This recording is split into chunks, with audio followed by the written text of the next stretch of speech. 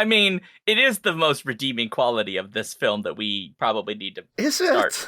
Yes, it is. Jimmy Smits is a national treasure. No. You shut up. You shut up, Daniel. Like, he is a national treasure, right? Like, isn't Jimmy Smits kind of the greatest thing ever? Yeah, he's actually been lauded by the president. Yeah. Is he? Yeah, he was knighted. You can't be knighted in the United States. We don't have knighthood. Are we sure it's not Jimmy Smits or Jimmy Smits? No. No, he has a Holo Award for Excellence from the Hispanic Organization of Latin Actors. And he has a star on the Hollywood Walk of Fame. So Are they both for Dexter? No, because they're not, because he's been in so many things.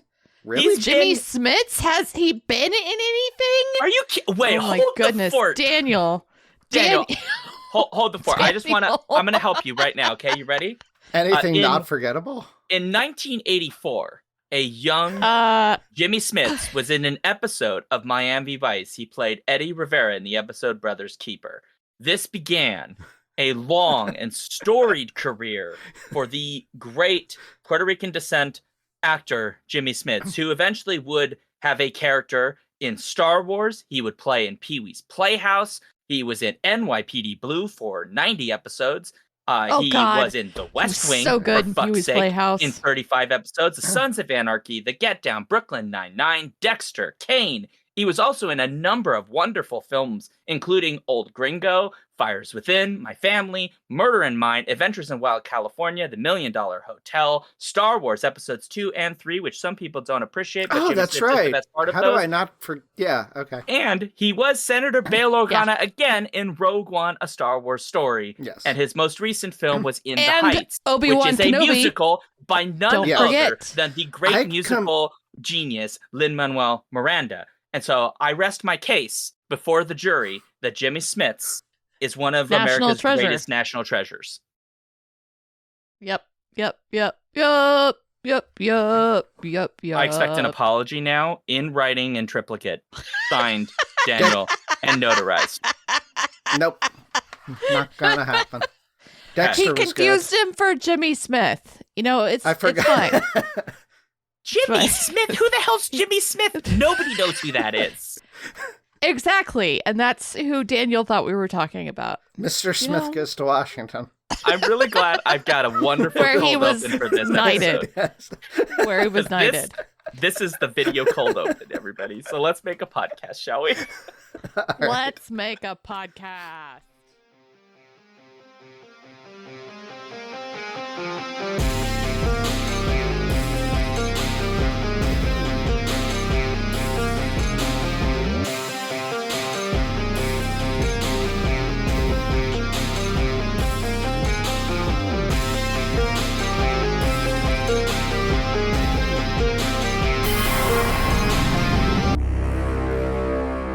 Hello, and welcome to the Skiffy and Fanty Show's Torture Cinema. Tommyknockers knocking at my door. Tommyknockers! Tommyknockers! Tommyknockers! Tommyknockers, let him go! I'm Shaun. I'm Jen. I'm Daniel.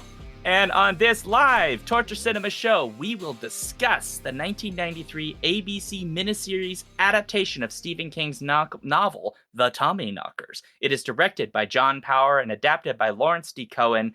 This 3.5 hour, it's not 3.5 hours, it's 2 hours and 52 minutes, Daniel. Yeah. It's a little over 3 hours. No, it's not.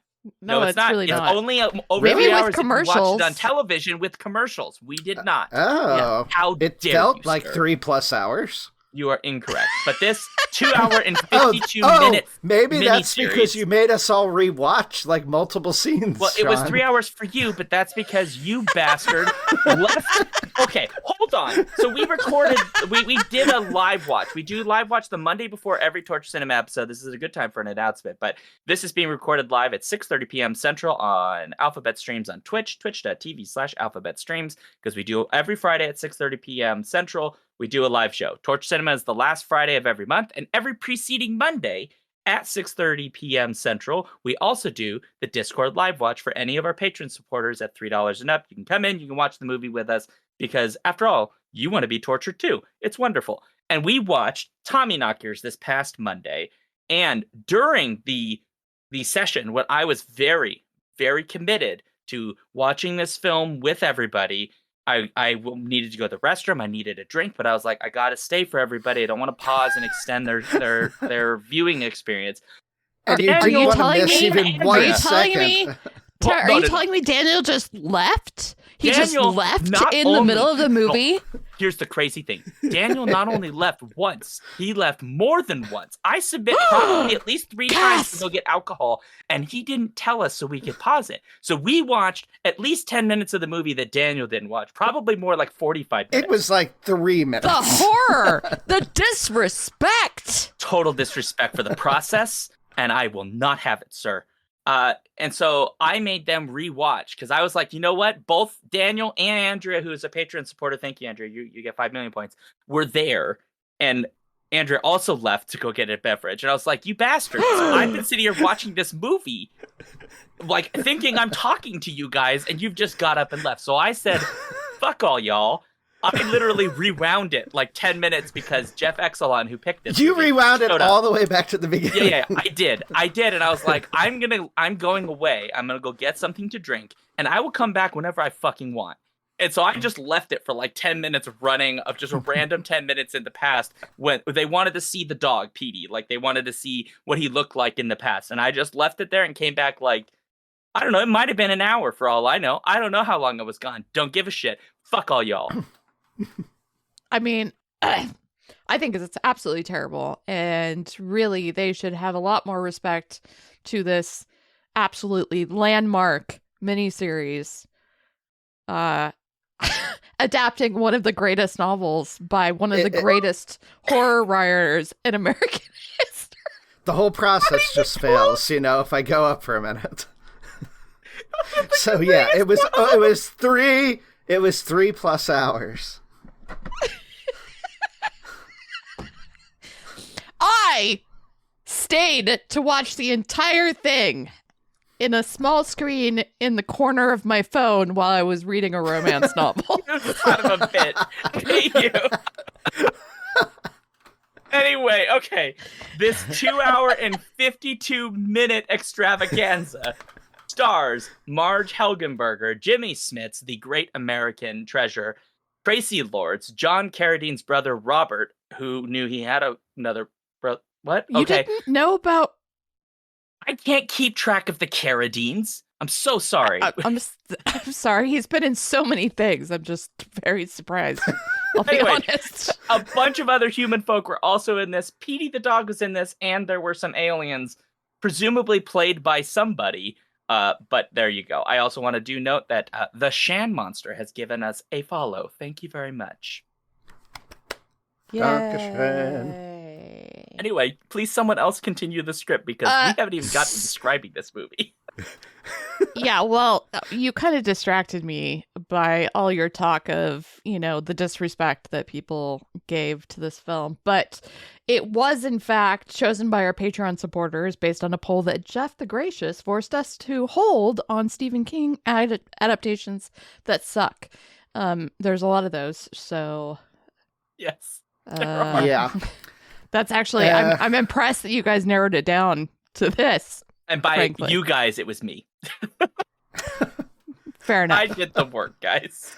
Did you flip a coin or? No, I mean, I kind of was like, normally when I make a poll for Torture Cinema, I try when I have a theme to like not pick too many things from the same, like too close together in year. Era. I try to do like one a decade, but with Stephen King, like that doesn't leave you a lot of options because he hasn't been around since 1910. So adaptations are basically end of the 70s, a couple in the 80s, and then it's like a bunch of shitty things in the 90s, and then the 2000s. Right. And then now he's in the renaissance of good stuff. But you kind of, at least you went for like some more obscure things, maybe, as opposed to like the obvious crap. And I do check, like, if there's, if it is streaming somewhere, like we have a reasonable ability to watch it. So there are some adaptations that, like, I'm not paying $8.99 for us to watch a like an adaptation nobody talks about, even Stephen King, mostly because he doesn't remember from his Coke days, but still. Right.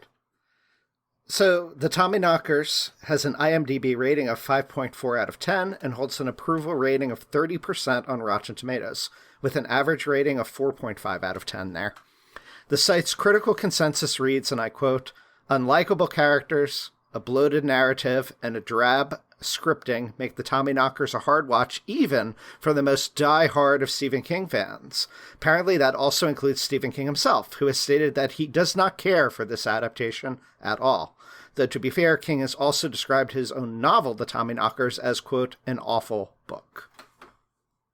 That's amazing, because he thought Maximum Overdrive, which is mentioned in our chat right now, was going to be a great film because he directed it. And as I seem to recall, no, it was not. No. There was nothing great about that. And we did cover that. Did we not? We have covered that, and The Lawnmower Man. Oh, yeah, oh, which is barely an adaptation. Yeah, and we have covered The Shining, by the way, but that was not for torture cinema. That was for Totally Pretentious. No. And Stephen King doesn't like The Shining, which I find interesting. For different reasons. Yeah. Out of the 3 films that were bad that you've mentioned, this one is by far the best one. So that's something. Okay, this is how I know Jen is very much trolling. What? There's Out no of way... Maximum Overdrive and Lawnmower Man and this? I also mentioned You're telling me this. I said out of the 3 bad films you mentioned. I did not say include The Shining in that. No. Out of the 3 bad films. One. No. Out of the Maximum Overdrive, you're going with Maximum Overdrive. Here's why, and I will submit this. I will submit this in writing in triplicate, signed and notarized. Maximum Overdrive is 1 hour and 38 minutes. I rest my case. But it doesn't have Jimmy Smits. That is true, but even it does have Emilio Estevez, though. Yeah, he's not. He's not a national treasure. That is not true. a national treasure. His father is a national treasure. Is he? But he is not. Okay. Are you really asking me? He's one of the Sheens. I mean, Emilio Estevez is a Sheen. Mm-hmm. Yes. I'm just letting and you you're know, not calm calling down. Martin Sheen a national fucking treasure? Nah, not really. Jimmy Smits is better. Let's be real. Which one would you rather hang out with? I mean, he's Martin only Sheen? the president of the United States who knighted Jimmy Smits. There's no knighting I'm sure. in America, you lying sack of shit. What are you talking about? And I'm sure he did it, at least at some point in the West Wing. I'm sure that happened. Dame Totally Jimmy Smits. Look, just continue the script, okay? We have to get through this, Jed. All right. As always, please share your comments with us about this and past episodes at skiffyandfanty.com/listener-suggestions, or join us on Discord and become a Patreon supporter. If you're live with us today, feel free to throw thoughts and questions our way. Only Shaun will be reading them, though, because I do not have the chat open, which is probably a mistake on my part. Nor do I, so if you're ignored, it is all Shaun's fault. Yep. It's all Shaun's fault. Yeah. As usual. As usual, yep. Yep. Okay. Well, before we get we to what already this agree film on something about this, Daniel. Come on. Can we just continue forward, Jen, please? Yes. I want to go to bed at a normal adult hour, which I can't do with your nonsense. On a Friday? On a Friday, really? I'm a 40, Jen. It's over for me. I can't stay up anymore. Daniel knows what I'm talking about. What happens to you when you stay up past 10:30, Daniel? I become comatose. Yeah. And drool starts coming out. Yeah. And I took a nap. Then I lose consciousness. Advanced kidney failure starts after 11:30. Yeah. This is what happens. My skin starts becoming wrinkled. I turn orange. That might have something to do with the copious amounts of alcohol you drank during torture cinema in order to survive. That is not the true. films that we watch. But that does bring me to what is the next part of our script. So yes. We're going to talk about what we're drinking before we get to what this movie is about. As always, I want to remind folks, sometimes members of this show do imbibe alcoholic beverages. While we do have fun and we joke about alcohol and all those kinds of things, as always, please drink responsibly. Do not drink and drive. If you do have too much, put your keys away, maybe sit, drink some water, nibble on some crackers or some saltines or something, and just take a chill. Do not drive. Don't do anything irresponsible. Don't overconsume. Don't become addicted. Take care of yourselves, all that good stuff. We drink, but we don't actually drink that much alcohol on this show. We just drink enough that we have a good time. And it is not required, as always, that anybody on this show has to drink alcohol, which sometimes members of this show don't because we are aging very rapidly. Because most of us are millennials or Gen X, which is even worse. And it's just a logarithmic curve into aging at this point. So how don't dare be upset, Jen. You know. Words. How you were literally talking about arthritis before this fucking thing started. Don't even start with me. In any case, I'm like the youngest Gen X possible, and yet you're I'm still old. sitting here going, like, "Oh, I have arthritis." You're 8 minutes away from having to use tennis balls for a different purpose other than playing tennis. Oh, the walker. Oh, I can't actually do that. No, I you can't. Because in your hand. I can't grab tennis balls. You'll be in a motorized scooter. Jen, we'll get I will be. I will get you some flame stickers for when you're in one of those, so that you can. Thank you. feel I bad. appreciate that. You're welcome. By that appreciate time, we'll have hover scooters. Oh god, that would be so good. We better. I'm gonna be really mad. Daniel, mad. I think you'll appreciate this. Jen, you might too. Paul has said in chat the word alcohol derives from the Arabic kohl and a powder used as an eyeliner. Alcohol comes from coal? Did they drink the Kohl? Not yeah. Yeah, KOHL. Like No, I mean alcohol. Paul's saying yes. Fuck Paul was do you there. get from there? Okay? Paul was there. How the fuck do you get from there to alcohol? Like, I mean, I get it. Sure. I think he's trolling me. You know Did he what, go Jen? from eyeliner to, is it filtration? No, it's not filtration. That doesn't even make sense to me. I'm going to be looking this up. Paul better be coming with receipts, is all I'm saying. All right, Paul, we expect your 15-page paper with 47 citations in LMLA format, not Chicago. If you do that Chicago shit, I'm going to be mad. You need to submit that by the end of the night. But Jen, yes. If you wouldn't mind, please tell folks what beverage you are drinking. Bublé. You're drinking Michael Bublé? Are you sure? Bublé. Bubbly, you mean. Bubbly. Does that Not have Michael a bow tie? Bublé. Yes, it has a bow tie. Because it's fancy. Wow, fancy. It's fancy like Michael Bublé. Yeah, it has a very different I can't connotation. believe I never noticed that it has a bow tie.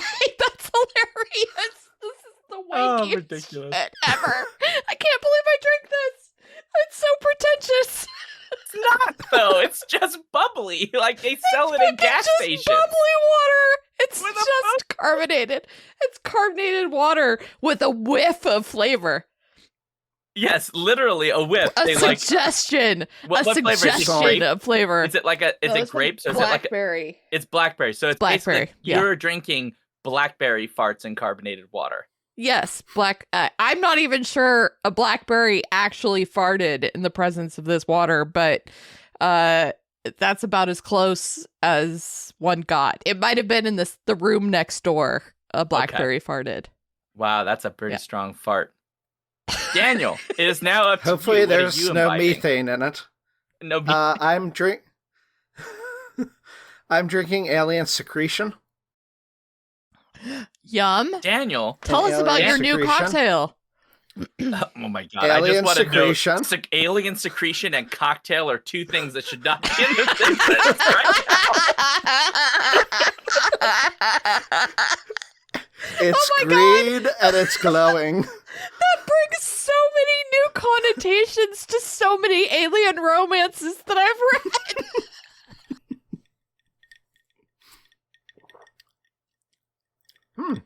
Jen's just Tasty. thinking about every sentence that's like, she was enamored by his alien secretions. Like, No, never. I'm not going there. Not going there. Not going there. that's okay. So, Daniel, what is in so this? it's pineapple juice, Okay. coconut rum, Okay. vodka, Okay. and Midori melon liqueur. Yes, Midori. I knew it. Good man. It's good, huh? It's good. It's a little foamy on the top. does though. sound. It is a little salty on the top, but it is Foamy. green. Wait, never. You know what? I'm.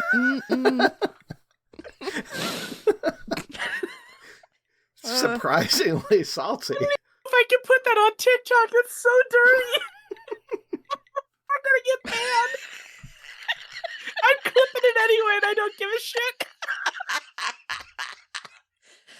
And that, ladies and gentlemen, is Alien Essence Cocktail.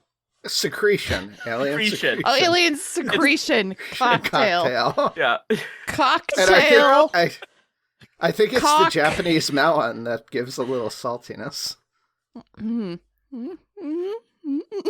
Yes, that is sometimes where the salty flavor comes from. Yes, Yes. it is an alien secretion from the melon, as it were. It is green. We're children.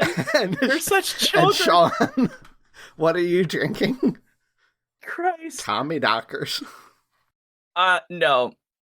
So I didn't have time to really put anything together, and I have to be a little careful about alcoholic consumption because I am also old and I'm suffering from an elderly disease. But I did make an alcoholic beverage. I'm just calling this a Jimmy Smits because I found out that Jimmy Smits loves. He's a big fan of a mojito, which makes sense because he is an island descendant, and they make mojitos out there. Sometimes, among other places. But I decided, since I don't have club soda, I'd make it a little more tart. So I put some straight up tart cherry juice in there, and some allspice liqueur, just add a little oomph to it. And it is quite delicious. There's also rum, obviously, because it's a mojito. And my own mint that I grew at home. So did you not have any cherry buble in the house? No, cherry buble that would have added... is... That would have added the carbonation as well. Yep, yeah. So, The yeah. essence of cherry farts. The essence of Jimmy Smits flatus. I must say that I know what the word is that you said, Daniel, but I did not go to the rear with that one. I'm thinking about his other flatus, if you know what I mean. What the fuck has this turned into? We just started talking about the movie. Yes.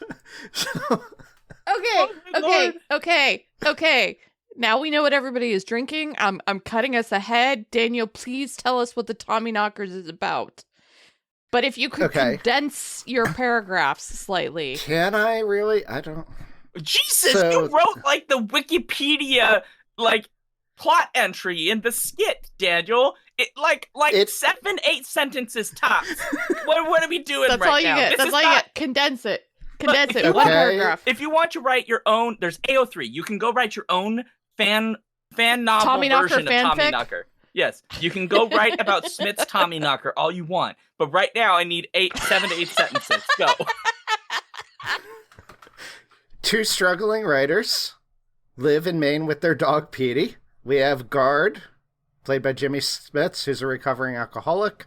He's a poet, but he hasn't written anything for years. His girlfriend Bobby writes westerns, but also has writer's block right now. Petey the dog, as far as I'm aware, is unpublished. So Bobby finds this weird stone object sticking out of the ground, so she starts digging around it out of curiosity to know what it is. And discovers these rectangular pieces that are all connected. Petey gets close to it. He's zapped by the green alien secretion, like light energy stuff, and his eyes glow. But Guard seems unaffected, other than that he has a metal plate in his head, and so like his head starts hurting really badly when he gets near it. So once Bobby has started uncovering this thing, people in town, and there's myriad characters, start doing weird things. Their personalities kind of go to extremes, and they start inventing various machinery that has this green energy glow with it as well. And some involve like telepathy somehow, and they start hearing voices. One woman, a police officer, she hears women to kill her husband, who's actually cheating on her with a coworker at the post office, whose name is Nancy, who's played by Tracy Lords. A kid is learning magic from a magic book that he got from his grandfather, and he accidentally actually makes his brother disappear permanently, or beyond recovery at least. And then meanwhile, those machines that were created start doing weird shit as well. And the grandpa is at this point saying like, oh, it's tied to these old legends of the Tommyknockers that even the native people had legends about. So people are going crazy. There's a creepy doll collection. Vending machines blow up. Nancy, Tracy Lord, she builds this green shooting disruptor ray, like a disintegrator gun out of lipstick, and kills some people. Final passion. Yes, final passion. Final passion. But Guard is resistant to it still, but he like pretends to be under the mind control of this object, and convinces Bobby to go searching a way to like go underground. Somehow they find like an elevator that takes them down into what is effectively this buried alien ship, and that's what's causing this all. In there's like some mummified aliens. They find like vats with people who have disappeared, including Grandpa and the kid who disappeared by magic, and also poor Petey the dog. And there's like crystalline growth on them or some shit. But then like some of them escape, some of them die. Guard manages to use mind control to move the spaceship out into outer space, so it comes out of the ground into space and blows up. And once it blows up, all the people that did survive are now free from the nefarious alien effects. So there's my summary. The end. That's a full summary. Was that fair? Yeah, it was a little long. A bit long. Yeah, we got to work on this, Daniel. Yeah. 7, 8 sentences. Okay? If even that. I can tell you the plot of this movie. 26 that you gave us. Like 26. So, I'm going to speak to you like a student right now. Reduce it down.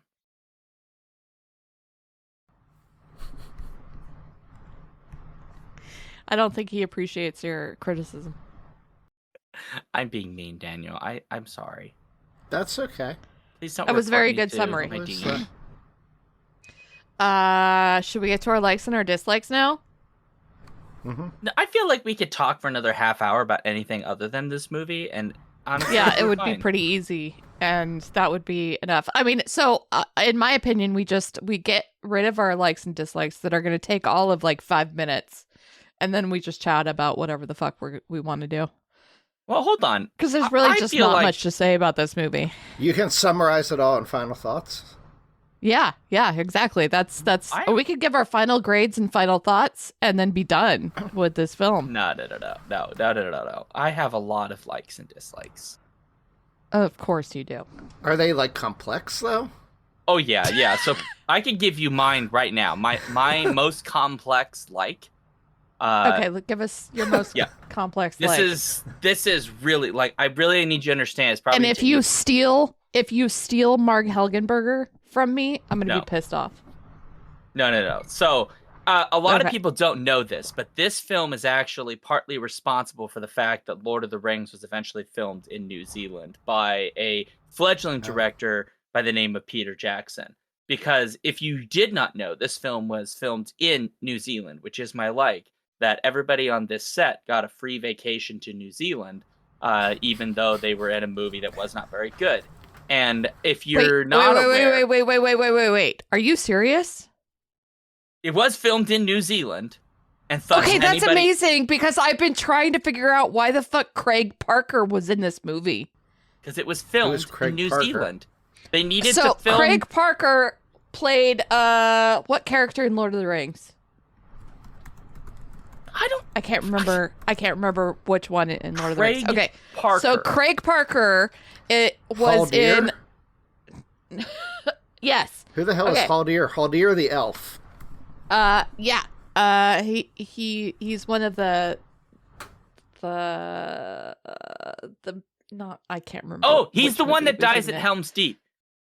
Yes, thank He you. like shows up with a bunch of okay. elves, and they're like, "Lah," and then he goes, "Lah," and he, like, Okay, so And Craig he also Parker, provided the voices of Gothmog and his Skullhelm Lieutenant in The Return of the King.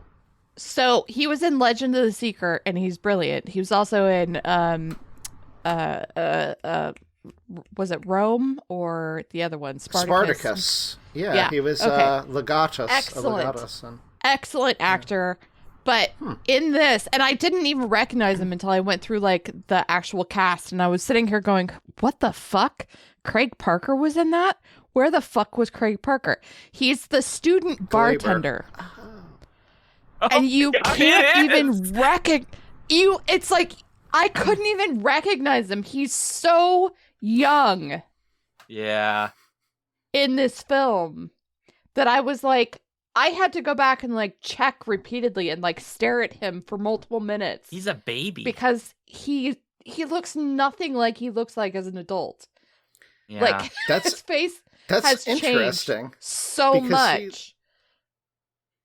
He like It was did weird. a good job acting, like still being like enamored with Jimmy Smits, even after Jimmy Smits went like all asshole Yeah, and drunken. He was like, still, this is the greatest guy I want to be like. And you believed it. You believed him. Like, I like this guy. That's He's a good point. guy. He's a good guy. But he was 23 years old, and I was, no, it made no sense to me. And now that I know that, so then, he goes on to play Haldir in Lord of the Rings, another great New Zealand transplant. Well, I mean, I do want to just know Whatever. that you totally entirely hijacked my like, so I appreciate that, Jen. So What, you were going to say that you liked that Craig Parker was in this movie? no. I happen to have an essay written about this film's We don't eventual actually influence give a on Lord of the Rings. Wow. So I did all this research for no reason to prove. Yeah, you did all this research. That if not for the literally failure no of this reason. miniseries,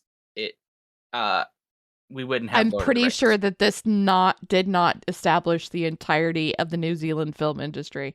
Okay, it did, and I will prove to you right now. A lot of people have Wasn't not made Heavenly this connection. Creatures really what did it? No. Yeah, Heavenly Creatures is important, but Heavenly Creatures comes after this because wasn't it things like, I don't know, Like a year. Xena? It came out a year later. Yeah. This film Xena needed to and exist prior. Hercules Hold on. and Legend of the Fucking Seeker. do it! Come on! God dang it! I have this fucking bit I had planned, and you're just destroying my bit, you bastard! Oh, I'm sorry. Please do go on. Damn it! So this film was filmed in New Zealand because they had a budgetary limit, and so they had to find where to film it because the U.S. was too expensive. So they went to film in New Zealand because they needed to find a place that looked vaguely New England. And so they did in New Zealand. Arguably, it doesn't really look New England, but whatever. But on literally the second day of filming, the original director, Louis Teague, was fired. And then they had seas and seas of problems because on the one hand, they had to bring in all this stuff from the US that it turns out is kind of difficult, like flammable materials and all kinds of stuff that had to be imported because the industry in New Zealand didn't exist for this yet. That took up a whole bunch of their budget. And then they had problems because most of their crew were from New Zealand. But because the New Zealand film industry hadn't yet been developed yet, they had all these problems where they had basically inexperienced crew as part of their 200-member crew to make this film. And so they're doing all of this work. They're basically training all these people that would go on to help build up the New Zealand film industry.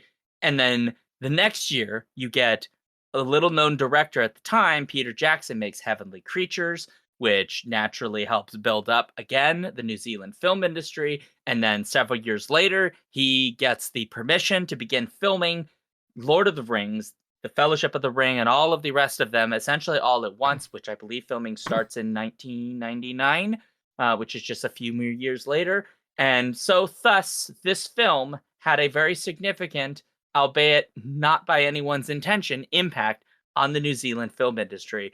And so I thank you to Jimmy Smits for accepting a free vacation at a point in your career when you could have done something better with your life. And I do think... He needed a house. Yeah, I do thank Stephen King as well, who probably agreed to allow this terrible book to be filmed because he was on cocaine. And I also thank John Power for directing this film, because as a result, we now have Lord of the Rings, one of the greatest film franchise in the history of mankind. I rest my case. They should have had you at the Academy Award for Return of the King. You could have given this acceptance speech. Yeah. And thanked the Tommyknockers for making it all possible. I feel now like you know. I still feel like you're trolling me because the thing New is, Zealand you Film can't tell. Commission was established in 1978, which I feel like was a little bit before Name that. one movie before Heavenly Creatures from New Zealand that you know. One movie from I rest my case. I rest my case. I'm sorry. Have you not seen any of Peter Jackson's other films that preceded Heavenly Name Creatures? one movie that you're not looking at IMDb right now, you bastard. I can tell you I forget the name of his film. Meet the Feebles? Oh, Brain Dead. Dead Alive? No, Bad Taste. Brain Bad Dead? Taste. Dead. The film Bad you didn't Taste, remember yeah. till you looked Bad at Taste, IMDb right now. I don't know the names of his damn movies. I just know that they're hilarious because they're some of the best horror ever made. I mean, still Brain haven't Dead's seen pretty Meet the good movie. Feebles. Meet the Feebles is all right. It's not too bad. It's got its issues. I think Heavenly Creatures is his most interesting film, but obviously Lord of the Rings is his magnum opus. So Sure. Yeah, also, it's completely ignoring things like Xena and Hercules. yeah, it doesn't count. When were they? Xena, well, let's see, Hercules. Hercules would have been first. Hi, Mom. My mom is Yeah. now in chat. Just FYI. Sean's mom. Hercules started in, I guess, 95. Yeah. Rest my whatever. case. Yeah, that's related. I rest my case. I mean, there were We things wouldn't have. before In fact, you Hercules. just helped me make my second point, which is that we wouldn't Yeah, have that- Hercules and Xena without this movie. So Yeah, okay, yeah, because, no films had ever been made in New Zealand before this film. look, sometimes you just have to accept the loss, Jen. Okay, sure, we'll pretend I'm gonna do that. I mean, it's okay, Jen. As I silently everybody judge you. knows. Everybody knows. Anyway, I'll just Daniel, silently do you happen judge to you. have a like? Knows. I do. I had like a bunch that I counted up, but Yeah, one. they're pretty much minor things. So I get one. I know. There's a comment about the brother. If he could just get if the other brother would just come back, he would give him like his G.I. Joe collection. And I love that reference. And I really found it interesting that the G.I. Joes he mentions are like, God, now I'm Snake Eyes, who like everybody knows. But then he mentions Crystal Ball. Do you know Crystal Ball? The character? Or the action figure? So no, he's not a common G.I. Joe, but there's this rumor that the Crystal Ball action figure was designed by Stephen King. And Stephen King's son, or one of the sons, because he has more than one son, right? There's like Joe Hill. But I thought there's maybe others. Anyway, one of the sons of Stephen King, and Stephen King apparently designed this character, who then Hasbro made into a G.I. Joe action figure. So he's a pretty forgettable character. I don't think he ever appeared in the cartoon, at least not the original cartoon series. And the fact that they threw out that mention in a Stephen King adaptation, I thought was a little clever. So I enjoyed that reference. There's my like. That's your like? Mm-hmm. That's a good like. So he does have another son named Owen. Owen, that's it. Owen King. I think it was Owen that, if I remember correctly, but it's been a while since I looked it up. Owen is also a novelist. Good to know. You're welcome. His latest book is The Curator, that was out in March 2023. That's Yes, exciting. it was Owen. That's a very random fact that you're aware of, Daniel? Yes. Do you collect G.I. As Joes? it's told, Crystal Ball was pitched to Hasbro by Steven because his young son Owen was such a huge fan of the line. He apparently pitched the character's origin and even wrote his file card. Do you collect G.I. Joes? Daniel, is that why you know this? No, I mean, I had them when I was a kid. Right now, I only have one, Dr. Mindbender, and he's currently in a bag in pieces because his rubber band broke. And That's so I sad. need to get Dr. Mindbender a new rubber band to put him back together again. That is also like the nerdiest. But he was fucking thing the that's mad ever been scientist, said on like this show. geneticist. So Oh, What? of course he is. Is he the That was reason the you became a nerdiest- bacteria scientist? Is that it? oh no. just a coincidence. It's just a coincidence. Is the reason I'm I'm not sorry, trying to- Sean. Wait, I'm not sorry, trying Sean. to make an emperor. I'm not trying to clone like all of history's greatest people into like something to take over the world. No, but okay, so Not was it- yet, anyway. was like hold on. Well, now I'm trying to think what would have made Daniel become a bacteria scientist. What film, Jen, do you think would have done it? Well, when did you go to graduate school? What year? 2001. 2001. Okay, so that's definitely. Oh, hold on. Like 9/11 was like a month into my grad school. Oh my gosh. I mean, if anything, it would have been that. I know what you're thinking of, Jen, and that's exactly what I'm thinking of too. And I'm trying to remember what that film is called. Outbreak. It's for Outbreak. That's it. No, It's not Outbreak. No. Oh my God. No, it's I've not never seen Outbreak actually. But we need nobody a like believes from you. Jen, or was your like Craig? Was Craig your that like? Craig Parker was in this. No, I will say that I did really love this cast because it's such a weird assortment of actors, all of whom are really good separately from this movie. That is Like correct. specifically Mark Helgenberger, like I have to say she carried this movie. Like single-handedly carried the film. No, I mean, that's Jimmy Smits is Smits. great. No, it's Jimmy Smits. No. It really wasn't Jimmy Smits. Like, It's as Jimmy much as Smits. I love Jimmy Smits, Mark Helgenberger sold what was happening more than any other actor in the movie. More than any other aspect of this movie, she sold it. And Tracy she's- Lords. I'm pretty sure it wasn't Tracy Lords that sold Tracy this Lords movie. is the like creepy, Yeah, Nancy. attractive lady. No, yeah. I mean Yeah. she was fine, but it's Tracy Lords. She's She only just so kind of good. played Tracy Lords. Yeah. She just kind of played I don't Tracy know, it Lords, was the which is most who she believable. plays, which is fine. But like, Mark Helgenberger was so much better than the script and the rest of the film that it was almost painful to be like, Mark, why are you in this movie? But at the same time, I question her career on so many levels because obviously she was brilliant in CSI. But I'm like, why isn't Mark Helgenberger, especially after watching this, it reminded me, why isn't she a better known actress overall? Also, I'm delighted by the fact that her mother was in this movie and played the old lady with the shop, I'm pretty sure. That was fun. I But do yeah, I mean, vaguely remember an old lady. The old lady who has the shop and she invents the silver polisher. Yeah. And then she pretends to be the sheriff. Oh, right. Yeah, that's... Yeah. That was fun. Yeah. I'm pretty sure that's Mark's mom. But yeah, that's what I'm going to go with. I'm going to go with the cast, but specifically Mark Helgenberger for sure. I do have to ask Daniel a question though before you move on to PD, dislikes though, too. again. PD was good. Petey was fantastic. Yeah. Petey was fun. Yeah. But Daniel, I am correct that the Andromeda Strain was the film that really did it, right? No. I've never seen the Andromeda Strain, and I still What haven't the read it, fuck, actually. Daniel?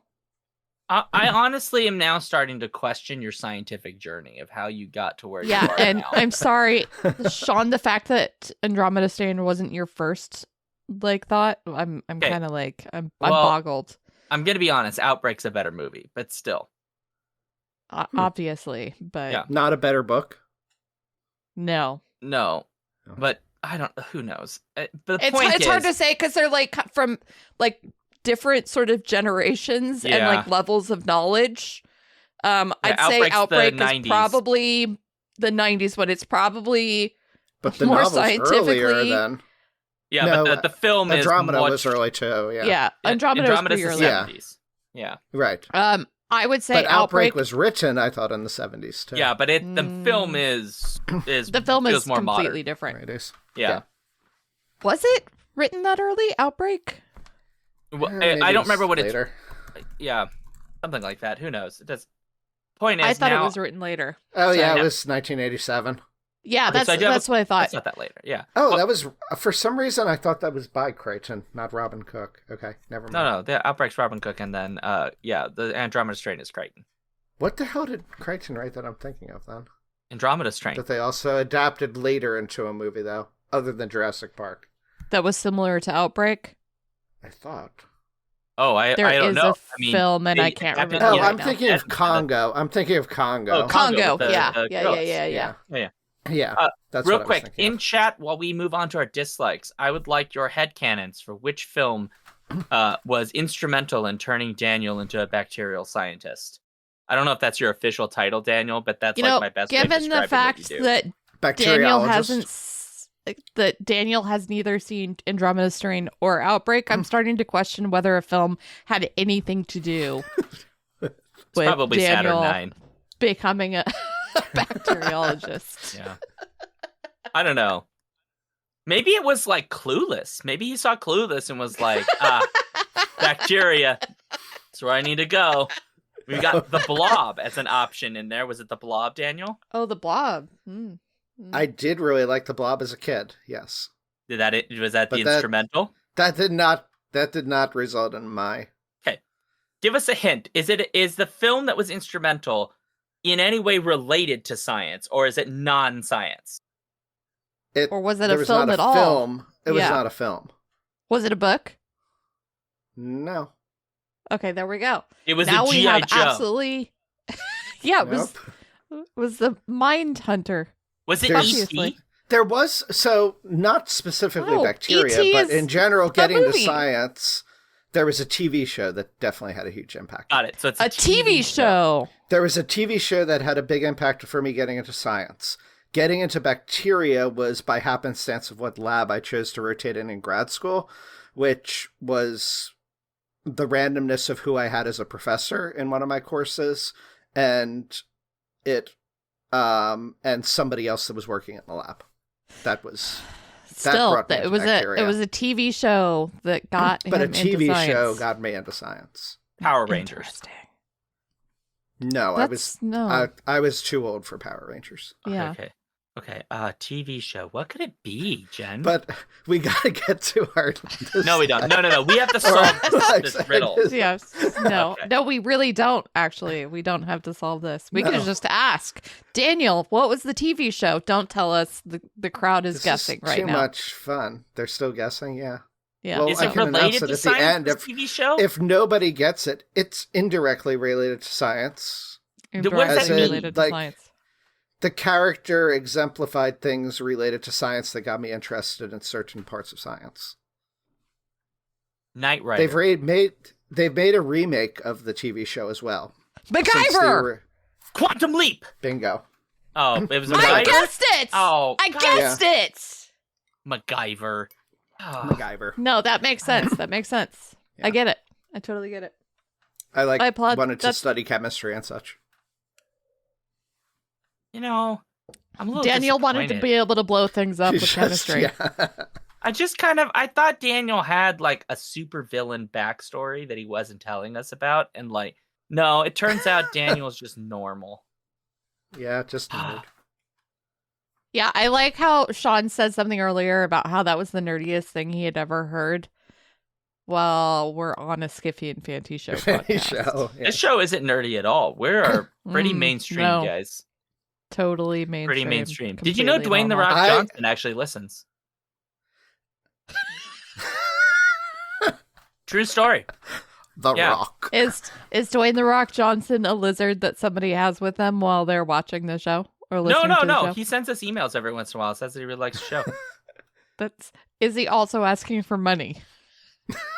No, actually, not really. No. No, You I haven't have to checked ask somebody emails in a today while. who. no, I haven't. But I look forward to his presidential run when he mentions the Skiffy and Fanty show as inspiration for his campaign. I will just note, Dwayne The Rock Johnson is more than welcome to come on this show at any time. If you would love to talk about the Scorpion King with us, let's freaking do it. Let's do it. Let's do it. I Let's would do it. love to hear what it was like early in your film career doing the main heading role in an action flick. That's exciting. So, Yeah. Dwayne The Rock Johnson, sure. you're welcome to join. Mhm. We'll drink your Zoa drink on stream. Let's do it. Well, I'm so glad he's listening. Okay, so let's get to our dislikes of the Tommyknockers. Yeah. Shall we? Yeah, what You are go our Sean? first, dislikes? Oh, Mine? I'm first. Well, I No, mean, whatever. I'm first because I went last. So I guess my dislike is the alien design. Because at first I was like, oh, that's kind of cool because they actually have cool like legs that actually reminded me, and I have a feeling were kind of part of the inspiration for at least one of the species in the Mass Effect series.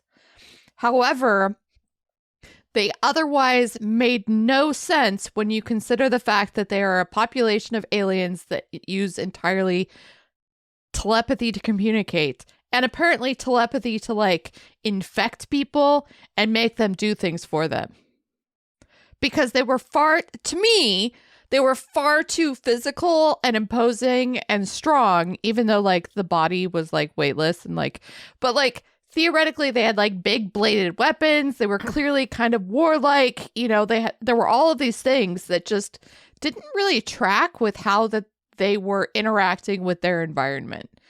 Also the ship design made zero sense whatsoever, but you know, we'll not go there. Wow. And it was kind of disappointing considering the fact that this is one part of the adaptation that I really kind of was like, I wish they had gotten a little bit more inspiration from the book, I should say. Because in the book, there is a reason that they use telepathy. Excuse me, I can't speak all of a sudden. And there is a reason that they're affecting people in the way that they are, right? Like there's a whole concept of they have no morals, essentially, is what I read about. I haven't read Tommyknockers, but that idea is kind of intriguing.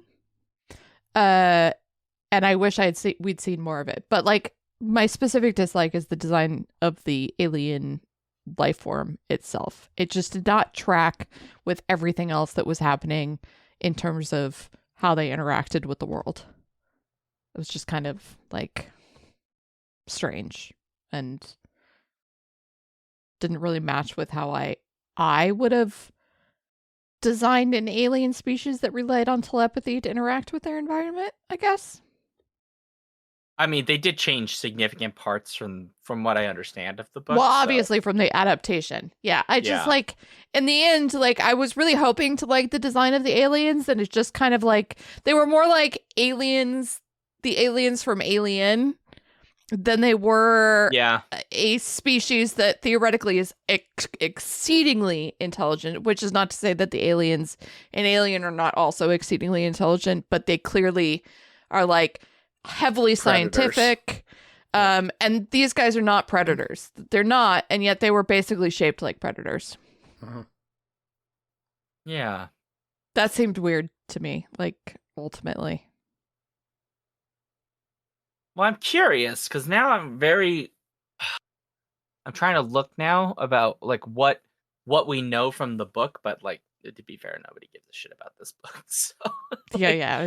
it's not. It wasn't well regarded in the first place. But it is based on folklore because the knocker or Tommyknockers is a mythological from Cornish and Devon folklore. That's like a gnome thing that lives down there. I'm Good sure it's in my notes. book of small and little creatures that I have that are from that area. Yeah, but it's so loosely based on that. So It's loosely. Like the name comes like, from there, but that's the name comes from that. The Right. fact that there's something living in the woods essentially comes And there's from local that. legends and Local legends, yeah. Yeah. But other than that, like the book itself doesn't seem to have anything to do with the actual Cornish Tommyknockers. No, it really doesn't. It's very But there are. confusing. Nor Cornish. I actually kind of want to read the Tommyknockers because from the Wikipedia, it does look like there's some really interesting concepts that Stephen King was working with if he was in any way, shape, or form sober while writing the book, which he wasn't. Probably not. At all. Yeah, and it really doesn't. This Not book, even slightly. unlike some of the other ones he's written, really doesn't have much in the way of connection to the like King verse. Because like a whole bunch of King's novels are like interconnected, even if like the novel itself is not really part of that larger mythology, but there are references in a bunch of his books to some of the larger conflicts that are explored more explicitly in like the Dark Tower series. So like It, for example, is directly related to the Dark Tower series because is it Marutan who's the turtle god is one of the main protagonists. Yeah, the only thing that is connected, as far as I can tell, I don't know if it's actually in the book, but it is in the film, is the setting, which is Haven, which is the setting of a number of his stories. Right. Yeah, it's unclear if it has any. I don't think it has any obvious connection, or if it does, it's one of those things where it's kind of irrelevant. I'm actually curious, and I'd have to go back, how much of an influence this had on the Haven television series, which draws from a lot of different Stephen King novels, including having aliens and all sorts of other. It's basically like the Stephen Haven. This TV series is basically the Stephen King multiverse occurring in one small town. So it was a good series. In any case, I thought. Fun fact. They're trying to do a new adaptation of this. Why, though? Well, Stephen King his adaptations of his work are having a renaissance at the moment. Because, so it doesn't necessarily start with the It films, but it kind of breaks open the door. Right. And there have been a number of film Gerald's adaptations. Game. Yeah, Gerald's Game. The one that's the date. I can't remember the date off the top of my head. There are a bunch of miniseries. Right. Kennedy's not all of assassination. them have landed. Like the new version of The Stand is. I actually don't remember if I finished it because, like the 11/22/63. Yeah, 11/22/63. Yeah, there's been a bunch though, and a lot of them are well regarded. There's even more recently the adaptation of the sequel to The Shining, which the name of that one has escaped me at the moment. Doctor Sleep, which has Ewan McGregor in it. So he's going through this phase where like people are like, oh, like Stephen King, we can like he's a hot commodity. Let's make movies. It feels like they're still adapting some of his better works. They're also adapting works that are like impossible to adapt, like It. Like seriously, you can't adapt It. It's impossible. He also expressed interest in revisiting the Tommyknockers, apparently, because of those reasons you're talking about, Jen. Of like, he thinks there's interesting ideas in it. It just got cocained, and so going back to it. That's the description. It got cocained. I mean, that's like the most accurate description of what happened to this book. So it would be interesting to see, but I mean, like I said, I think but the movie itself adaptation has like almost zero of the concepts that happen in the book. The biggest thing is the ending. That the ending in this book. Well, and the ending is completely different. Yeah, it's kind of a stark difference because in the book, almost everybody dies. Pretty much everybody except like the kid who like disappeared shows up in the hospital again. Like Jimmy Smits basically his character Guard basically sacrifices everybody because he realizes like his wife no longer lives. Like she's not really human anymore. None of them are. None of them are. And so they all die. Nobody in town is. Right. They're all basically dead. In this, they make the decision where a few people die, but mostly everybody just kind of like wakes up from a bad dream, including the guy from Revenge of the Nerds, who is weirdly more weirdly rapey in this one than in Revenge of the Nerds, which is kind of gross, but there is that. Are you talking about Robert Carradine? Is that him? Is that the guy? Revenge of the Nerds guy? Oh, well, he's terrible in this. I don't know what the hell he was doing. Yeah, he was. Yeah, he's bad. I'm just telling you. Anyway, point is, there's big. I mean, there were a lot of people that were really bad, but like the actors that are actually good actors also were pretty good in this. I was so excited to see Joanna Cassidy. I can't even tell you, because she's lovely and delightful, although her dolls are not. Oh my god! But her romance with romance was Duggan. Yes, was adorable. Oh my god, it's so cute. The second that came out, Daniel was there.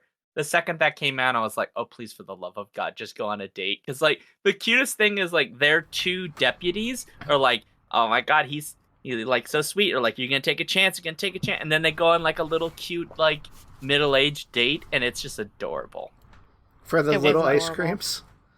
With their little ice creams. Until Nancy and the awful husband ruin the date because he's cheating on his wife, her deputy. Well, I don't understand. I don't know. And you know what? Actually, one of my favorite parts of the movie was actually her interaction with the television. I have to say. You mean Becca? Becca. The wife. The wife's interaction with the television. That was clever. That was really, really clever. And it worked very well. Kill him. Which I was surprised with. What should we do? Contestant number 1? Kill him. Kill him. Very fun. Yeah. I'm just glad she found some, counsel in the end from the television. Because frankly, the television was absolutely right. I'm sorry. Yeah. Can we TV was not wrong. And then they put her in the madhouse. And then they put her in the madhouse. Well, she goes mad, apparently, because like for real. And frankly, that's a good thing because it means she's probably out of town when the rest of the shit goes down. When you think about it, though, it does sound mad if you say my TV game show host told me to kill my husband. Not just the host, like all the contestants. All the contestants. Yeah. Generally, they don't take kindly to that kind of admission. No, they don't. It was like the match game. And yet, mad props, TV. You were the only one that gave good advice. I mean, can we just say that, like, her husband, at first it's like, oh, he's kind of a piece of crap because he's cheating on his wife, right? And it's like, that's bad. But, like, people do dumb things, and, like, it's kind of that's not that you necessarily sympathize with him, but you're like, that's not enough to kill him. Like, you should just divorce your wife, and, like, maybe you just shouldn't be together. Right. He goes from that to, I am a sexist piece of garbage. Like, he talks to his wife, like, why didn't you iron all my shirts? It's like, she's got a full-time job. What are you talking about? No, he literally treats her like a piece of garbage. And absolutely. And says horrible things to her. He's also having his awful things. Meanwhile, he's having like this sexual like awakening with his, new boss at the post office, which like, fine, you fall in love with someone else, just divorce your wife, as you say, whatever. I don't care. You're a piece of shit for lying to your wife, and you're also a piece of shit for treating your wife like a piece of shit. It's the treating part that I think makes it harder for us to think that the wife's wrong. Even though, like, I think we would all agree, like, you still shouldn't murder. But, like, but still, it's like we don't sympathize with him when he's electrocuted to death by the TV. Daniel, please go ahead. So, 2 points. One, it's unfortunate she doesn't kill him. The TV kind of does it. Yeah. Yeah. And so I was somewhat disappointed by that. But it's not just the cheating and the be going way beyond that and also just being an utter dick in every aspect. It's not just to his wife either, because there's the line that he says to Nancy while they're in bed together of, oh, it's a good thing this boy is less missing. Hopefully he'll stay missing longer. Oh, yeah! Because that's keeping my wife away. Because she's a police officer. She's looking for the missing kid. And he's like happy that the kid is missing and hopes that he stays missing long so that they can, clandestinely meet. Yeah. Yeah. I think that's just So necessary. it's all around like, garbage. Yeah. But we need that that. is- We it just need piles that. it on. Like, it's the one murder where we're like, this is, like, it almost, is a it good makes murder. sense. It makes sense why. I'm not saying it's justified. I still don't think you should murder someone. No, it's 100%. No, I'm sorry. Totally justified. I agree with this murder. More murders like this should take place. But I think, it's like, the only justified murder in the movie, though. Okay, I'm not going to go that far, but I will say this, that this film inadvertently does something smart, which is it shows varying degrees of the mind manipulation by the aliens. Yes. And Yes. kind of reveals that Becca is, in fact, a very good person who is manipulated into doing something very bad because it's preying on her emotions. And then she basically breaks as a consequence of that, because that's not who Becca is. She's not really capable of those kinds of things. And so she snaps, basically. But other people, we know that their moral framework is super flawed. And so that when they get manipulated by the aliens, it isn't that many steps they need to fall before they become monsters. Nancy would be the example of that, because somehow she makes her lipstick into like a super laser that kills people. And she kills lots of people without any real, like, there's no like justification of any kind other than they might discover the aliens, so I must kill them. Yeah. So, which is like unfortunate, because it's like it's the sad reality of the Tracy Lord's career, that she was always sexualized for every part that she's like basically ever given, and this was early on in her film career, like actual film career. And she's a very one-note character, frankly, but it is nice having like sort of that contrast between she's pegged as the immoral character, as as much as it sucks that like hot woman immoral is bad. That's bad. Don't do that in your films. Not hot woman is moral. That's bad. Don't do that contrast in normal things. Don't do that. However, it did work, as you say, in this film because of how it's the reactions of those two people to what the aliens are doing to them. And I think that's the one place that you see some of the concepts that might have been in the book come through. But it's not explored any further than that, so it doesn't really matter. whose dislike are we on, by the way? We have just like wandered. God What's only happening? knows. Oh, Daniel's. It's Daniel. Daniel, what's your dislike, please? It's mine. My dislike is, well, the casual misogyny even beyond that character that we talked about. But I guess my dislike is also just, it's a dislike of Stephen King's work in general, often. His characters. He loves depicting loathsome people. Characters that are not just flawed or have issues, but you see them become like the worst aspects of humanity at points. And so even a character like Jimmy Smits' Garth, whatever his name is in this. Guard. He's trying to get over being an alcoholic, but then he fails and he becomes like an utter terrible person. And so Stephen King's work often shows even the heroes are anti-heroes very often.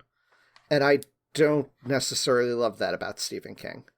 And I think a lot of his books often fail in terms of being good adaptations, because I think it works better. His explorations into the psyche of humans works way better on page than it does on a movie, because it's easier to read about people that are shit than it is to see people acting like shit to each other. And there's a harshness to the characters that I don't think translates well to film. Unless you do it like Stanley Kubrick did it. is the one kind of, like, how he moved that. He did it in a more artful way, I think, for film. That he divorced it enough from the written version for the film. So I don't know as it's universal per se, because I'm sure that there are characters that aren't necessarily like that. But by and large, Stephen King's characters tend to be pretty contemptible. And even if they have moments of goodness, they have moments where, like, the worst parts of human nature come out, even in the good people, in quotes.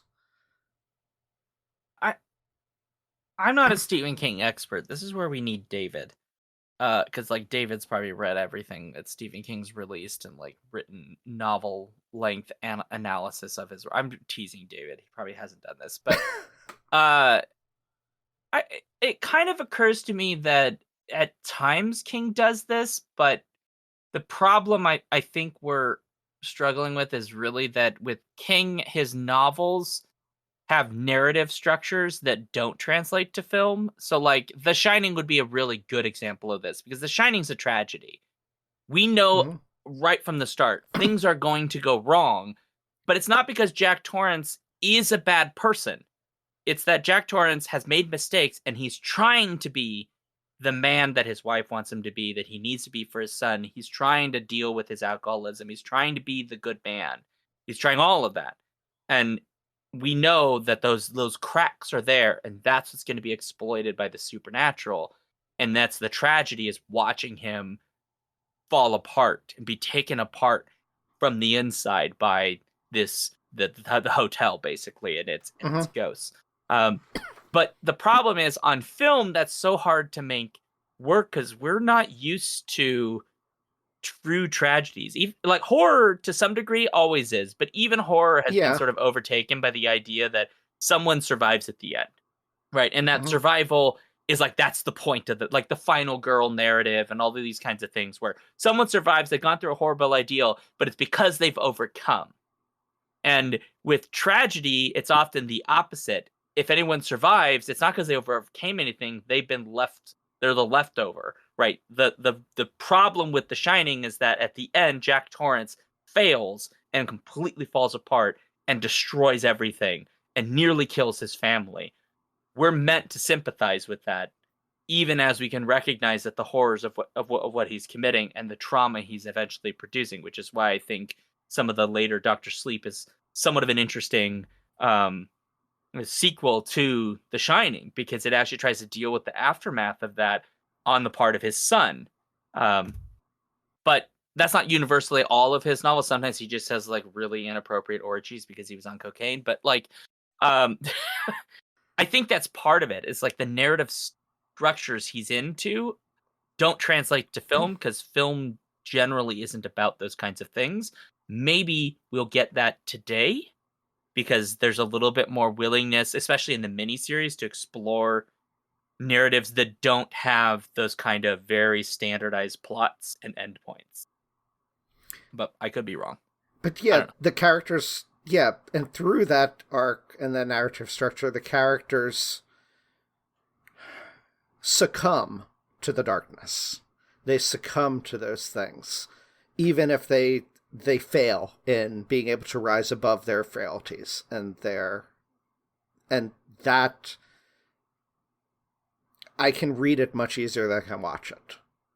Well, because it's usually to some extent, because it's harder to do in a visual way, I would say.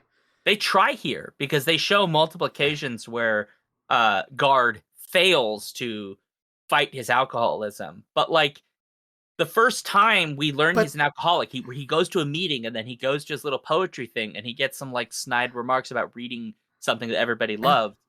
He gives in, like, immediately. Like, the fight is over, and then later on he's fighting and fighting, instead of having that, like, rising moment where he finally fails, and then he's like, I have to overcome this, I have to fight it again, and the aliens make that even harder and harder. It's sort of, like, backwards. The development is abrupt. Yeah. And then, because it's this movie, they try to make it where people live, right? Where it's not utter destruction and not everybody succumbs. Guard becomes a hero, right? Even Bobby, she suddenly has this moment of clarity and rationalism and becomes saved from the alien influence, maybe to some degree. And so, magically healed. Magically healed. Magically and healed. So Gets all her teeth it's back. not earned. It's not earned. They make them look like terrible people, but then all of a sudden they're good and it's all fine. Right. I have consequence. difficulty with that. I really Where was I hope going with Carradine this? actually did die. Although they don't show it. You see the mother with PD. Not PD, the kid that's not PD. But they all have I think. kid names. Davy.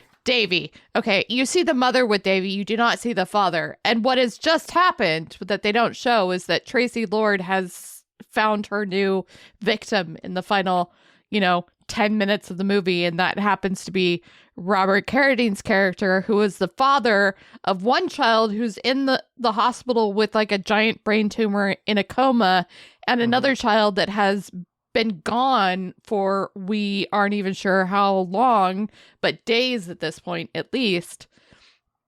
And he just like flings off all of his, inhibitions and is like, hot lady. And that's that. He ends up like killing himself. Oh, that's right. He does. He ends up killing himself. I forgot. He does die. Never mind. Ignore me. Did he die along with He gets his comeuppance.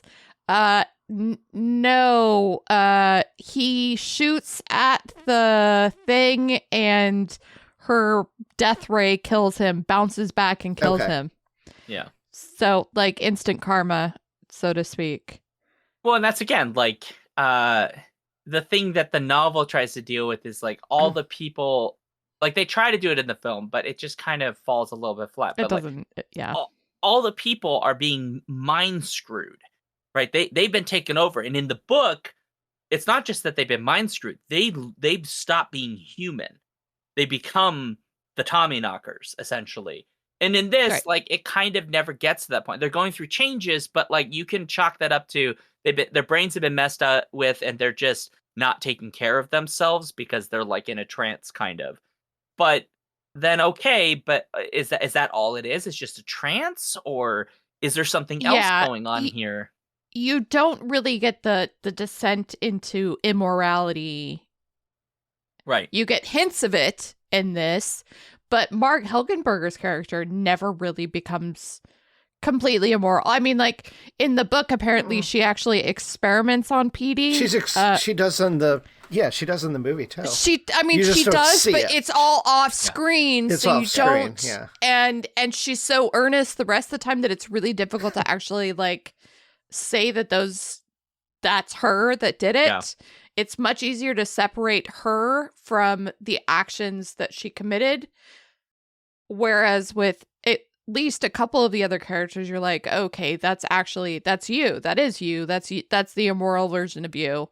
Like Tracy Lord's character, Robert Carradine's character, possibly some others. But cute couple, her doll collection.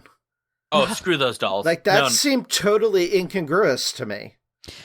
So they don't get affected, though. Because he lives outside of town. He lives in, like, he lives outside of town. Yeah, and she is barely affected. And we can only assume it's because if, from the book, would have been kind of the truth that is happening, is that she is exceedingly moral, and therefore getting her to become not as susceptible to the aliens, because ultimately, but they pervert the dolls nonetheless. But they pervert the dolls nonetheless. They figure out a way to still kill her. Creepy collection for and why? Who knows? That just made no sense to me. Oh, that's right. It made no kill her, and they ruined romance. God, monsters. No.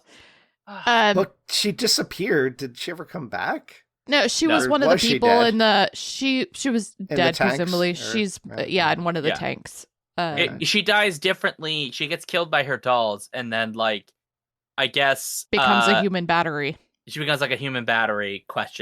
And then her love interest gets blown up by a Coca-Cola, not Coca-Cola, whatever the off-brand name is they came up with. Yeah, Cola or whatever it's called. That is obviously Cola.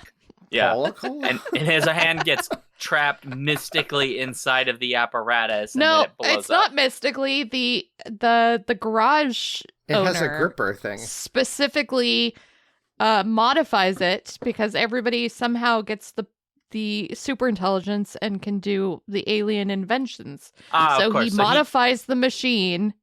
Of course. You see him working on it. I know, you're right.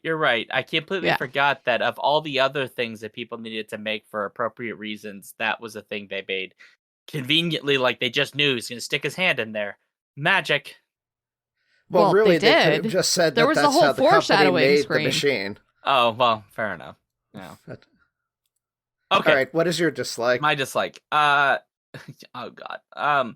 Honestly, there are a lot of things I don't like what they did to Petey, which makes me mad because I don't like that like animal experimentation stuff in narratives. But the thing that actually gets lived. He does live, and conveniently enough, all the experimentation amounts to not much because they just like take it off him, and then he just runs away like it's normal. And so I guess my question is, why is he complaining so much? Because he's like doing this in the air, and it's like, but you're not even like hooked into anything, really. Like, stop complaining, dog. But anyway, the thing I'm actually mad about is a thing that really drives me nuts, which is like anytime somebody tries to represent what the world of the arts is like, or professorships or any of those things, like anything humanities oriented, they come up with this the poetry circuit. The poetry circuit, like so. Oh, it was circuit. Yeah, yeah. It's a circuit. Not a circus. I really thought they said circus poet. Oh.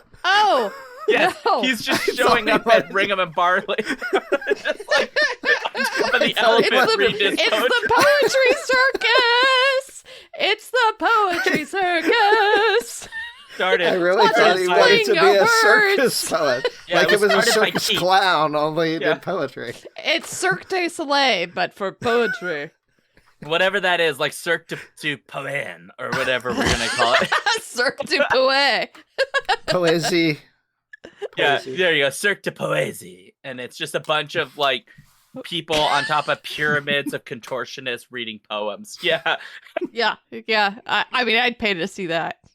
I mean, it would be kind of fun, I will admit. But, like, anytime you get these things, they have this perception of what the arts is like that is utterly bizarre. Like, the idea that there's this circuit of poets that, like, go around and they're being paid by this, like, foundation to write poetry, and like, they just go around giving poetry readings, and then... It was the 80s, baby. Maybe they did. No, that can't be a thing in the 80s. Like, come on.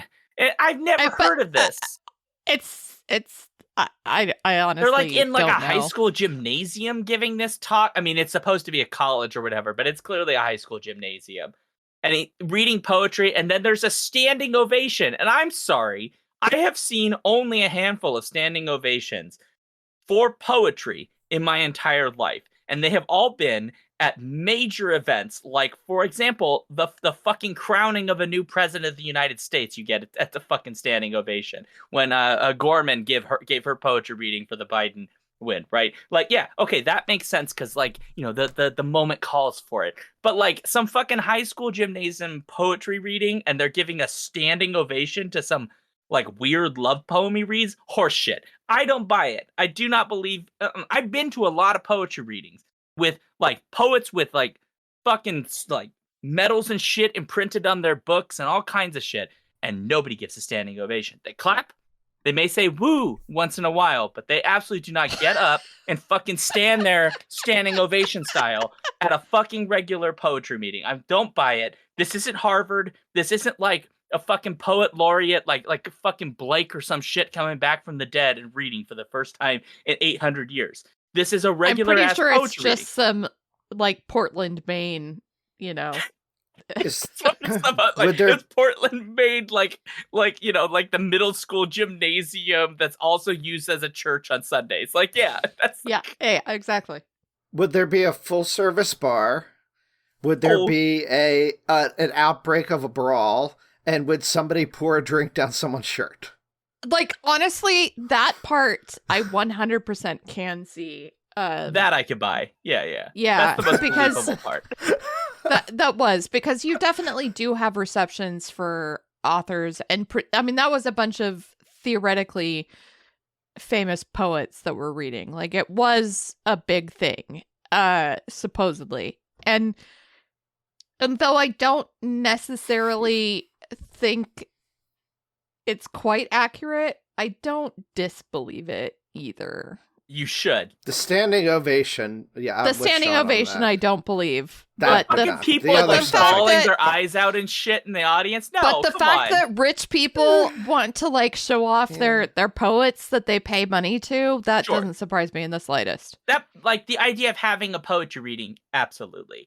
It's like Yeah. the framing of the whole thing that doesn't make sense. Yeah, no, it was a little Yeah. bit strange. Yeah. Like the open bar might whatever. make sense for the era. Nowadays they tend not to be Yeah. open. You have to still pay. But All right, Shaun, if you went to a performance by Jimmy Smits, would you give him a standing ovation? Yes. yes, because I'd be referencing this movie.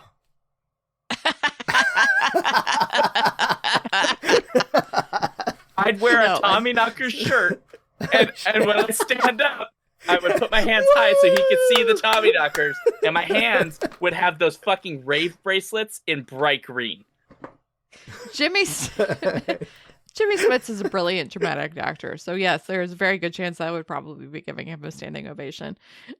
Not for his poetry necessarily, but I don't know if he writes poetry. So I don't know either. Does he? Does he? Well, hold on. Does I Jimmy don't- Smits I have a don't- I don't- poetry?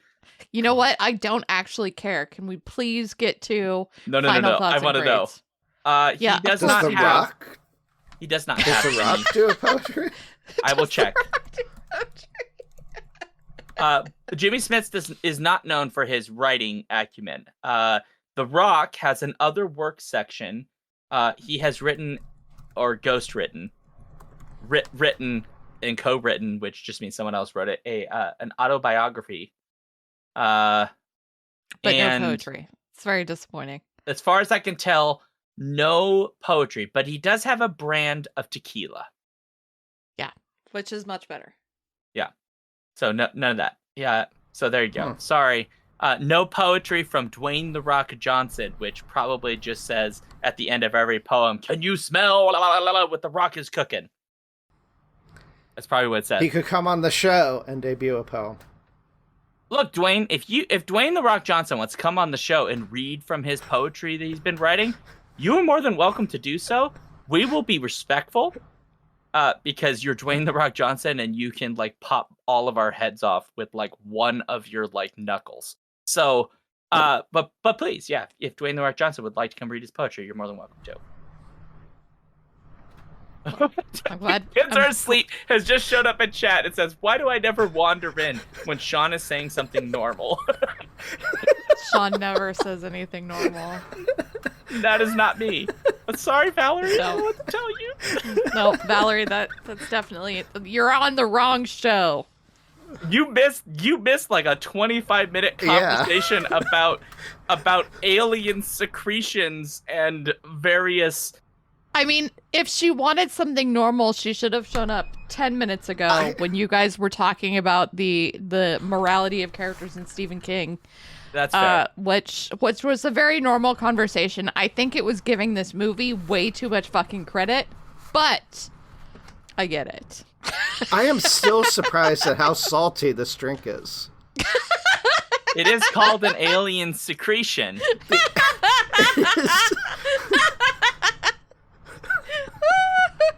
I was Okay. expecting, like, with the ingredients, something like very sweet. Have you considered maybe changing the diet of the alien for its secretions? I don't know. I Okay. like this. You I like more it than when it's expected. salty. Okay. No, I like it. I do. Yeah. I'm Anyway, sorry, this is final so thoughts. I'm so this is so perverted. This is like high school teen sex comedy level comedy right now. Like we're 1 second away from devolving into the scene in Superbad where he's just drawing dicks on things that don't need dicks. Like that's how close we are in this moment. Oh lord. Tommyknockers. I mean, it is called Tommyknockers knocking on my so- door. I mean, All right, the I dude's put gonna- my grade in. All right. Well, that does bring us to final thoughts and a grade because I have already complained about how this film views poetry readings.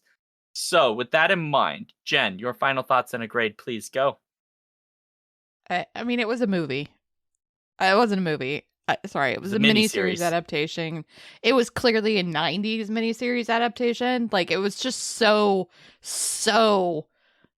a 90s miniseries adaptation. Like, it oozes it from all of its pores.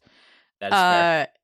But that's really, like, there's nothing overly offensive about the film other than the misogyny and some racism.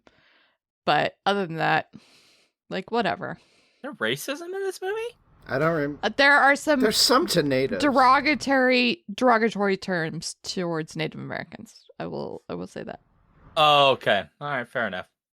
But that's it. And it's like sparing.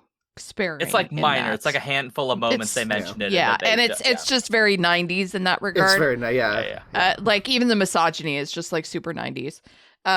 So yeah, I'm gonna give it a D, but I think the 30% rating on Rotten Tomatoes is like perfectly accurate. That would be what we call an F-, Jen. Okay, well, but not in my grading. Got an it. F- on IMDb is like a 10%. Yeah. Got it. Yeah. Great inflation and the decline absolutely. of the American public. Got it. Okay. Yeah, exactly. Yeah. All right, E.B. Hirsch. That is a deep reference. Someone's going to get it. Daniel, final thoughts and grade, go. It's bloated. It was boring. It is very, very 90s, but in contrast, I will say, I haven't watched it for a while, but I think The Stand is much better in terms of miniseries. Oh, yeah. Like, all the side stories and everything are at least interesting. There was nothing interesting outside of the main plot, and even the main plot wasn't that interesting. So D. Fair point. Yeah, so I guess my thoughts would be, this is just not very good. There's a bunch of, like, 90s adaptations of Stephen King, and even when they're not good, they're at least a little interesting. Like, It, for example, is adapted, and it's got, like, Tim Curry as Pennywise, and it's got a lot of very interesting choices. Is it a great miniseries? No, but I would rather watch that again over this, and I think a large part of the reason is there's just not a lot going on. It is very long and, frankly, kind of boring. At least, like, with Pennywise, you're like, this isn't good, but, like, Tim Curry is hamming it up left and right. He is having an absolute blast. In this, it's like, is Jimmy Smits enjoying his time here? Or is he just hoping this scene will be over so he can go enjoy his vacation in New Zealand? Is that what really was going on? And for that reason, I would be a little bit more cruel here, because I feel like other things that I would list as like a D, I might watch again because they're kind of fun in that bad fun way. But this one, I never want to watch Tommyknockers again. I don't think there's really any reason to. For that reason, I'd give it an F. But it's okay. Everyone has allowed their own view. That's just my point of view. No, I mean, I think that's completely fair.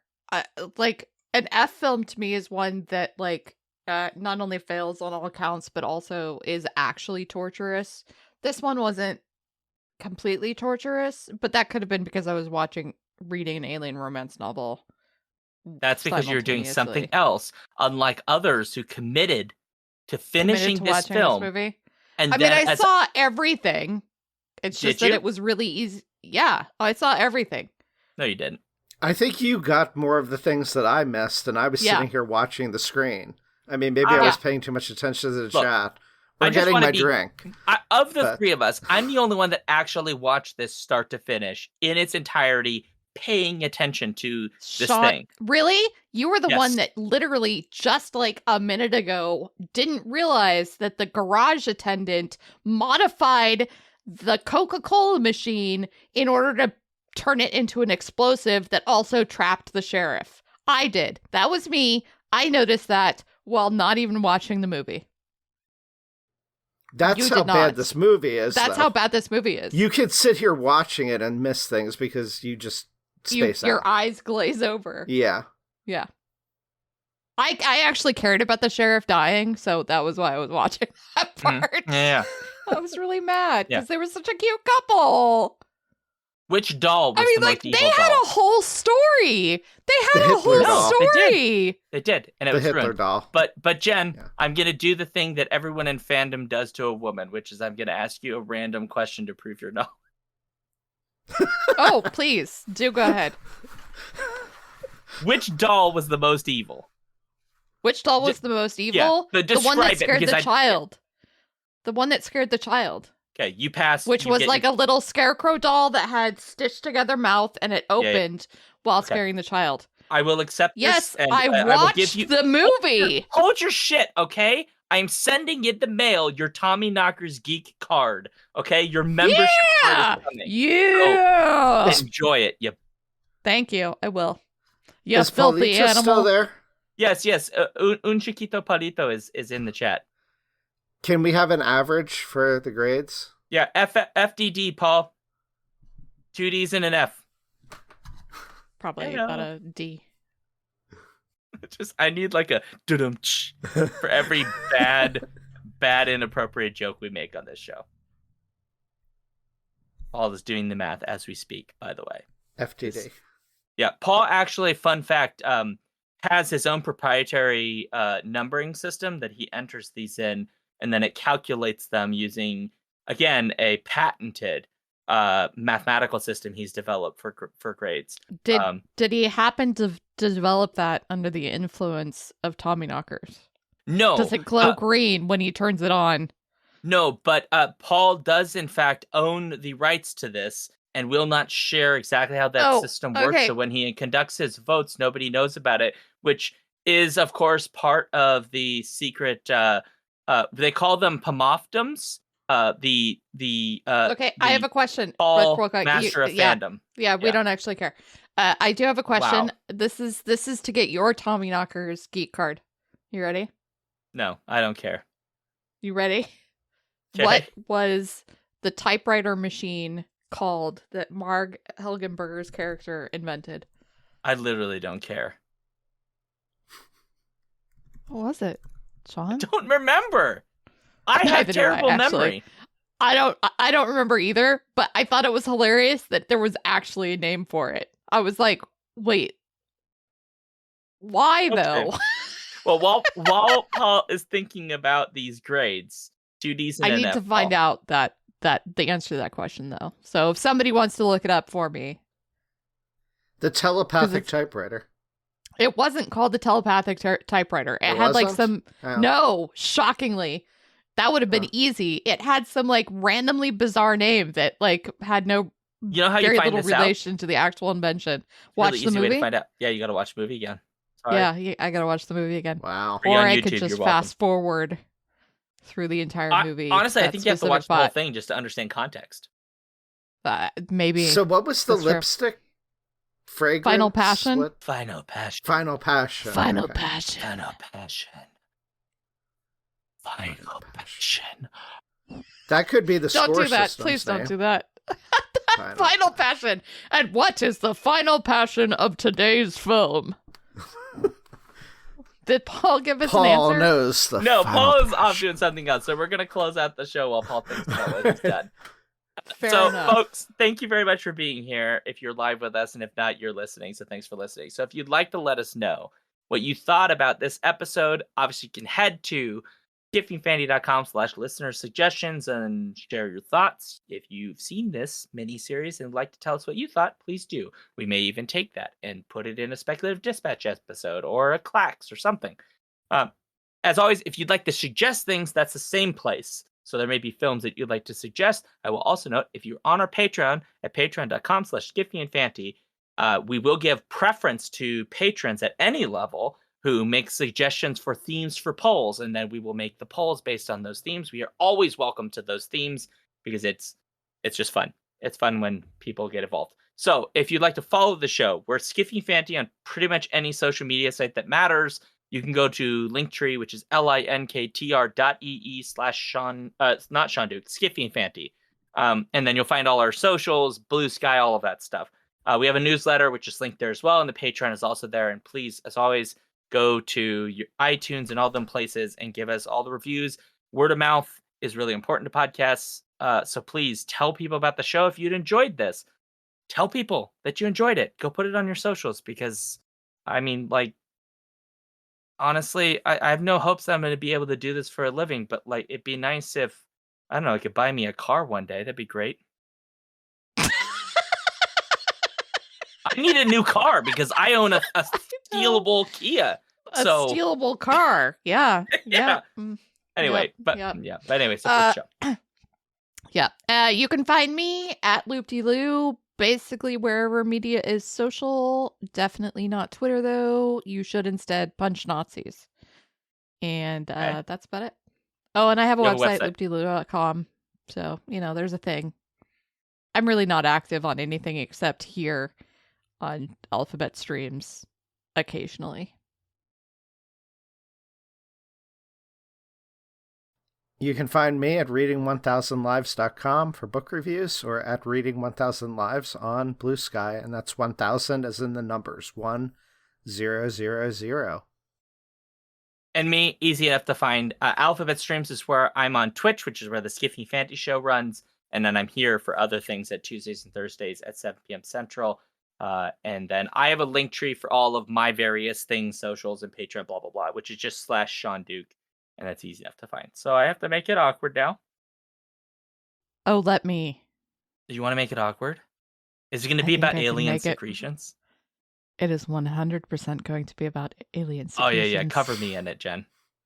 Cover you in it. Yeah. I want to be covered in alien secretions. With my cocktail? Is this Avatar? Because their tails are also their cocks. I just want to tell you, yes.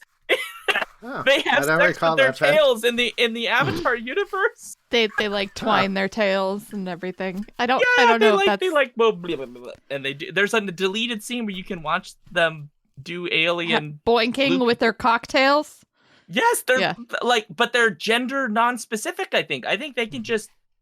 I think they're all cocktails, and they can just. I'm just saying that this might not be the final passion, but there will definitely be some alien secretions later. Oh, that's weirdly enough. That's more gross than what Daniel said when we started this. That's disgusting, Jen. I literally just said that I was reading an alien romance while watching this movie. Why do you not expect there to be alien excretions in my future? No, secretions, which is different than excretions. They're not the same thing. Sorry. Daniel could probably explain the difference between those two because he's a scientist. Regardless. What's the difference between a secretion and an excretion, Daniel? Excretion would be specifically like waste products. There you go. Because of like metabolism. Sorry. My apologies. There will be alien secretions later, not excretions. Oh my lord. This show has lost it. We've lost everything in our lives. I don't know what we're doing. Hey, Valerie knows about alien secretions too. Valerie is just telling us that it's different from emissions. Which okay, folks. And on that note, awkward ending and scene.